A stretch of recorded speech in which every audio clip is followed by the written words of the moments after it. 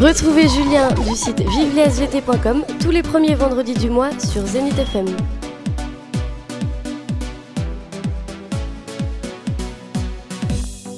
C'est parti pour une nouvelle chronique avec Julien du site internet vivelesvt.com. Julien est avec nous. Salut Julien. Salut Jérémy, bonjour Zenith FM. Alors aujourd'hui, nouvelle chronique quotidienne, tous les mois on te retrouve et nous allons parler, me semble-t-il, de reproduction sexuée. La reproduction sexuée, donc qui fait appel aux organes reproducteurs, les organes sexuels, des cellules sexuelles, Jérémy, aujourd'hui. Alors donc on va parler de sexe en gros. On peut dire ça. Les cellules reproductrices, spermatozoïdes pour les mâles, ovules pour les femmes, sont produites par les organes sexuels. Et je vous propose un petit voyage dans le temps, remonter dès le stade de l'enfance. Oui, alors comment ça se passe pour ceux au cas où qui ne sauraient pas comment ça se passe? Alors dès l'enfance, à la naissance d'un bébé, on reconnaît aisément un petit garçon d'une petite fille. Oui. Les organes reproducteurs sexuels sont visibles. On va parler de caractère primaire, caractère sexuel primaire. On reconnaît un petit enfant d'une petite fille.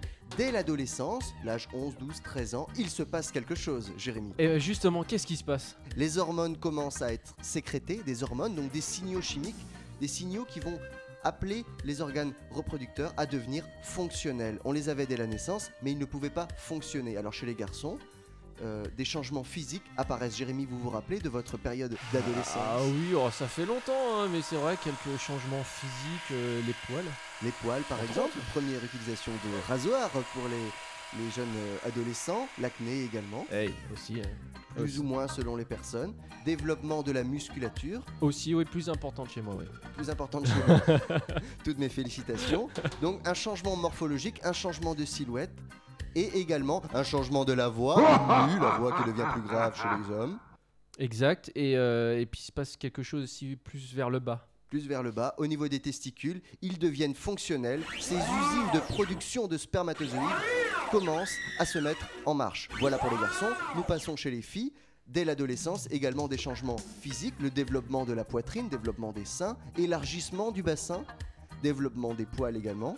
Et enfin, un signe extérieur, Jérémy, vous êtes là? Je suis là.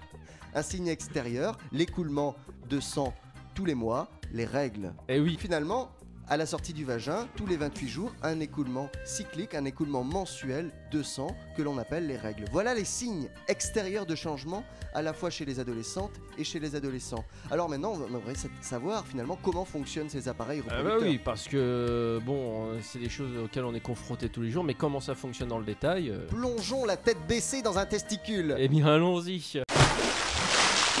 Qu'est-ce que nous trouvons dans un testicule, Jérémy? Nous trouvons des tubes, une multitude de tubes, des tubes séminifères, où sont fabriqués les spermatozoïdes. On appelle cette période la spermatogénèse, donc génération de spermatozoïdes, des cellules avec une tête et un long flagelle qui va permettre à ces cellules d'être mobiles. Ils n'ont pas de voiture ni de vélo, mais un flagelle qui permet de naviguer et de se prolonger dans les canaux où les spermatozoïdes, produits par millions par jour, Jérémy, vont se mélanger à un liquide nourricier qui est blanc, et le tout va former liquide séminal plus spermatozoïde, va former le sperme. Alors le sperme va être émis lors des érections, des éjaculations que commencent à connaître les adolescents et plus tard l'âge adulte. À chaque éjaculation est émis, Jérémy, 3 à 10 millilitres de sperme.